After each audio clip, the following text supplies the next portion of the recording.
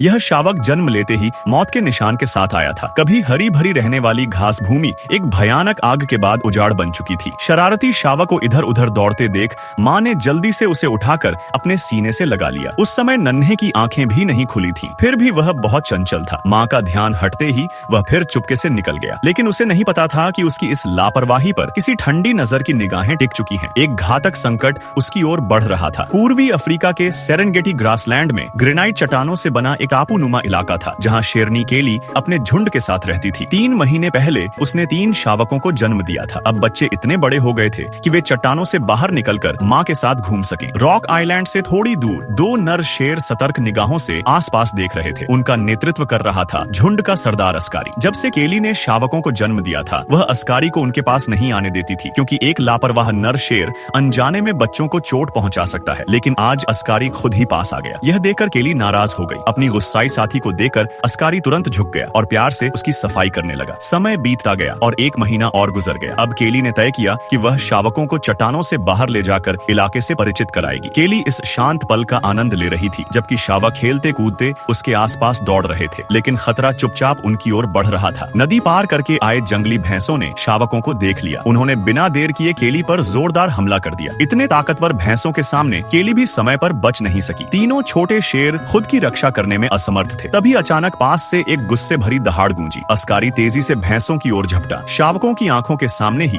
उसने एक भैंसे को जमीन पर गिरा दिया। वे बच गए। खतरा टलने के बाद जब अस्कारी धीरे धीरे उनकी ओर बढ़ा, तो केली ने उसे रोकने की कोशिश नहीं की। उसने अपने कर्मों से साबित कर दिया था कि वह शावकों की रक्षा करने के लिए दृढ़ है। अब केली को उस पर भरोसा हो गया। लेकिन यह शांति ज्यादा दिन नहीं चली। कुछ दिनों बाद सेरेंगेटी ग्रासलैंड पर घना धुआं छा गया। पूरा आसमान अंधकार में डूब गया। केली तुरंत शावकों को लेकर वापस चट्टानों की ओर भागी, लेकिन आग थमने का नाम नहीं ले रही थी। हवा के साथ वह तेजी से फैलती जा रही थी। मजबूर होकर केली को शावकों के साथ एक संकरी गुफा में छिपना पड़ा। 2 दिन बाद आखिरकार आग काबू में आई और वे सुरक्षित बाहर निकल सके। इस बर्बाद जमीन पर उम्मीद की एक नई किरण तब जगी जब केली की बहन ने भी शावकों को जन्म दिया। लेकिन उनमें से एक बेहद निडर था। आंखें बंद होने के बावजूद वह टटोलते हुए इधर उधर घूम रहा था। तभी लगभग 2 मीटर लंबे राइटलर स्नेक ने उसे देख लिया। सौभाग्य से यह दृश्य केली की बहन की नजर में आ गया। वह तुरंत शावक के पास पहुंची और सांप पर जोरदार दहाड़ लगाई। शेरनी की धमकी से डरकर राइटलर स्नेक को पीछे हटना पड़ा, लेकिन उस भयानक आग ने केली को उसके झुंड से अलग कर दिया था। अब जब नई जिंदगी ने जन्म लिया है, उन्हें फिर से अपने झुंड की जरूरत है। केली बेचैनी से दहाड़ लगाती रही। क्या वह फिर से